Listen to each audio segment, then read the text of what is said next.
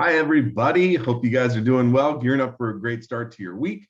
I hope you all found value in the database series.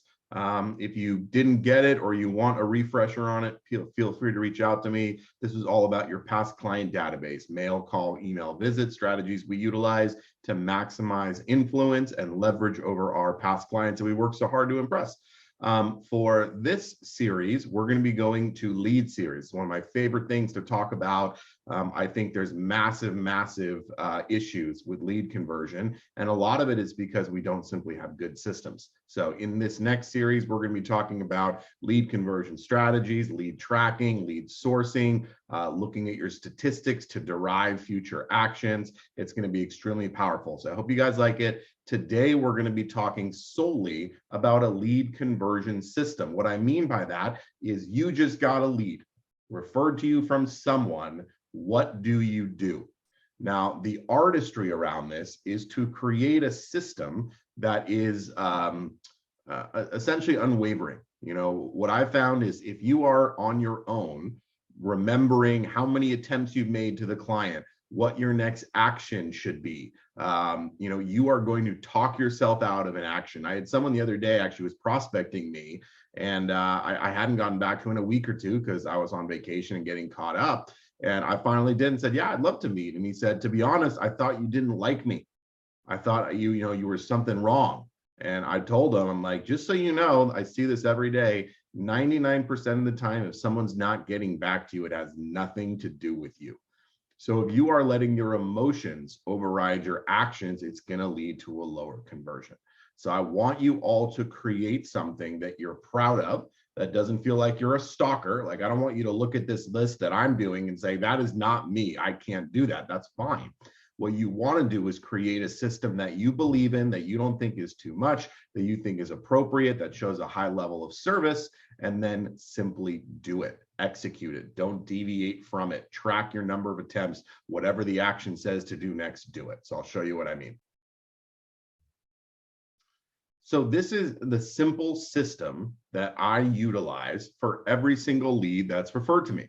And basically, I have something called a lead tracker, which I'll be getting into a lot more over the next couple of weeks. So you guys can copy and emulate. But essentially, next to their name, I put a number 1 through 8, and I go through this. Now, once I connect with a client, I'm sure you all have systems for that. The goal of the connection is to set a meeting. Always. You never sell on the phone if you can avoid it. But this is for an unconverted lead, someone that you have not gotten in contact with. So this is the exact system that I do. Call number 1, it's a double dial. I learned this from one of the best lead converters I've ever met in the country in terms of a loan officer. And he said about 78% of the times they answer on the second call. So look, I want to make sure you do this correctly. A double dial can be sometimes perceived as a little bit too aggressive. So you have to have a script available. If they pick up on the second attempt, I simply go like this. Mr. Client, I am so sorry for the double dial. I got disconnected and I wanted to leave you a voicemail. But while I got you on the phone, my name is Jesse Tenenbaum from Guild Mortgage, blah, blah, blah, blah, blah. So the double dial, you call, hang up, call again. And if they don't pick up, you leave your voicemail. Second attempt is an email CCing your referral partner. Now, you can do these all in tandem, or you can do them one day after the other. That's completely up to you. I do steps 1 through 3 on day 1. And I do that because I want to give them every single opportunity to respond. If they're an emailer, they have an email. If they're a texter, they have a texter. And if they're a caller, they have a voicemail. So I go through all 3 of these in the first moment. So I do the voicemail, I email the client an introduction and CC the agent so the agent knows all about that. Now, if you're not referred from agents like I am and you're referred from business partners or past clients, it's the same thing. It's making sure that the agent is always updated. Number 3 is a text and a group chat with the agent. Same type of thing. Just want to make sure that if they want to reply by text, they can.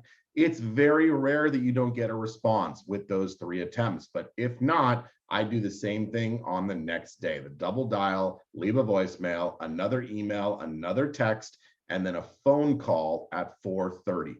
I do that because sometimes people are working and they can't call during the day. So I always make an attempt at the end of the day to try and make sure. Now, at this point, three attempts, and a phone call at the end of the day, I will let my agent know at the end of day 2, hey, left them 2 voicemails, 2 emails, 2 texts.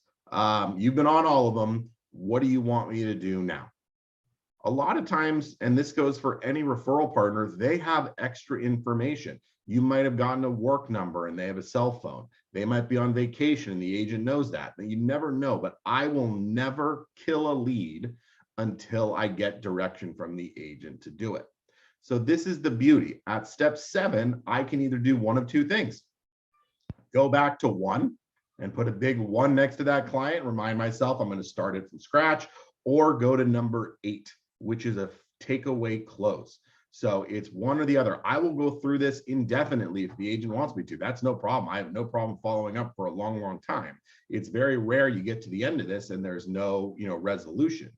But if you get to the point of a takeaway close, you are effectively telling the client, Mr. Client, I am so sorry if my calls, texts, and emails have been a bombardment. I hope it wasn't perceived that way. My job is to make sure I always connect with clients and give a great level of service, because it's super important when agent refers me that I connect with any of his leads. I love him and want to make sure I take care of anyone I'm referred to. I'm going to stop bugging you. I hope it wasn't a burden, but I want to let you know I'm going to keep all of your information on file. And I will have, I'll be ready to talk with you whenever you can. Give me a call whenever you have the opportunity, or shoot me an email or text back. Have a great day. So sometimes people need that. They need to know that I'm not going to bug them anymore. Now it's on them, and they call you back. So again, I don't care if you do 12 attempts or 10 attempts. I would say a minimum of 7 or 8. But do something like this. You can emulate this. I've worked very hard at it. I love it. It doesn't feel like a burden. Nobody ever says, how dare you call me that often? But what I found is if you adhere to this, you are going to get more clients on the phone. You'll get out of your head and not let your emotions dictate your actions. Oh, what was the last thing I did for that client? Oh, should I leave them a voicemail? I don't know. Oh, like, it just takes all that away. Your conversion will increase, your customer service will increase, and it makes lead conversion a lot more like a game. So I hope this was truly helpful for you guys. If you have any other questions on it, please feel free to reach out. Have a great week. Bye-bye.